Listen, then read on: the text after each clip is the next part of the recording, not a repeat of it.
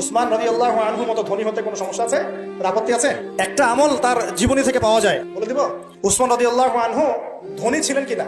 নবীর কাছে গিয়ে বলছেন যে আমার ধন সম্পদ খুব বেশি বাড়ছে, ইয়া রাসূলুল্লাহ আপনি সম্পদ একটু কমানোর দোয়া করেন তো আমার জন্য। নবী সাল্লাল্লাহু আলাইহি ওয়াসাল্লাম বললেন, তুমি উটের পিঠে গাধার পিঠে খাওয়া দাওয়া করো।